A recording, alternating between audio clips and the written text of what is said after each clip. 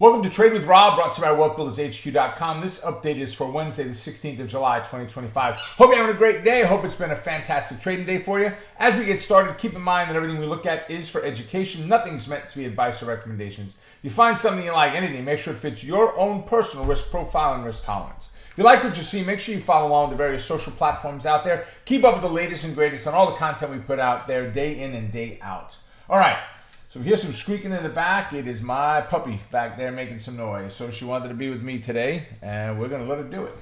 So we're going to start off with the S&P 500 first. We pushed up. Let's see. Let's unscrunch. There we go. And we hit a new all-time high. Yeah, what a day, huh? Just good gap up, good reach to the upside. What did we do for the very high today? We still have about 18 minutes left until we close. Our high was 6302.04. So we got to that 6300, 6303.20. We got right there. And as I said, I don't expect we're going to see this big breakthrough yet. We need to see the stock continue to push closer to the resistance levels. We've got three of them. The previous all-time high, which was the bottom of the blue box. We have the red line, which is that 6300, and this purple line, that's 6303. Very strong resistance up there. We keep pushing up. The 8 moving average is climbing. Magnifique. That's exactly what we're looking for. Then the breakout, then the retest, then the bounce, then add to your positions. Right? So if we look from yesterday, actually the last update was from Friday. So we did it on Thursday for Friday. We had two trades go off. CVNA, which is a new addition to power option plays for us. Let me go ahead and bring that in so we can first look at the entire fib. There we go. And then this would have been on the 11th. The 11th was Friday.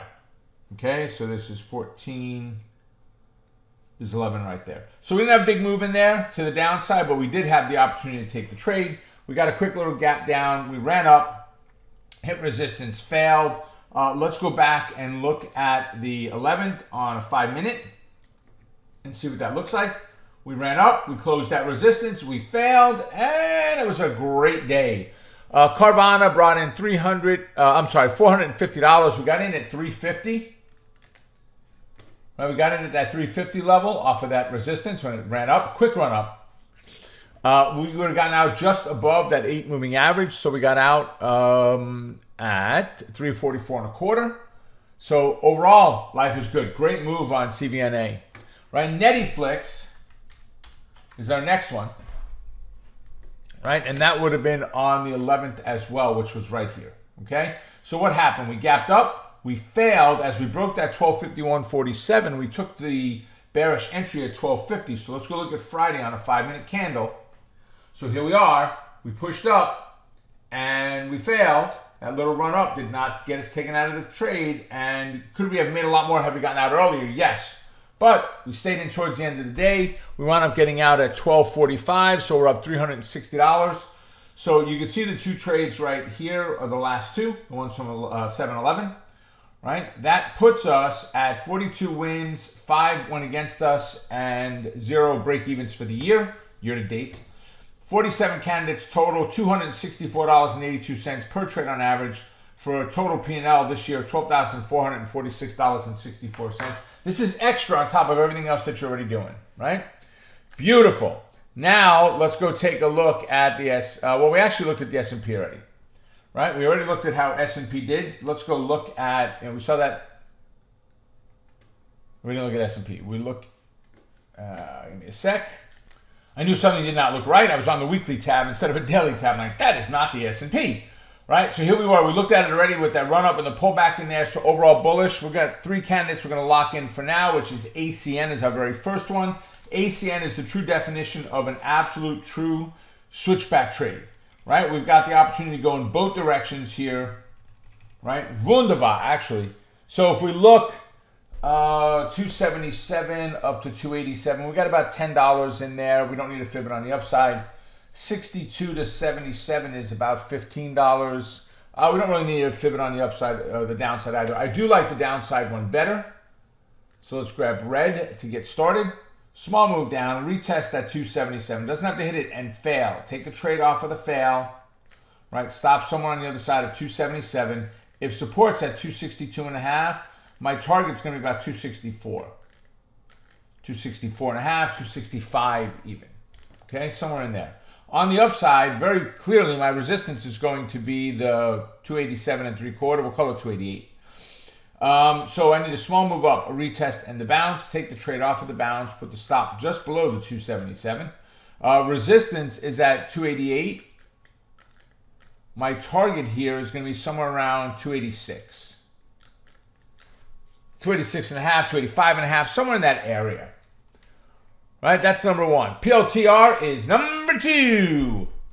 So let's look at the entire fib first. All right, overall that is great. Right, fib looks great. So what are we looking at here? Maybe a little too much. There we go. That's perfect. All right, so I like the upside better. So pull back towards the 147.85, bounce, 154.83 is resistance. We're going to take the trade off of the bounce of the 140, we'll call it 148. Stop is down below. Resistance is 154.83. My target's going to be right about 154, 153 and a half, somewhere in that area. For the downside setup, we'll look for the small move down, the retest, and the fail.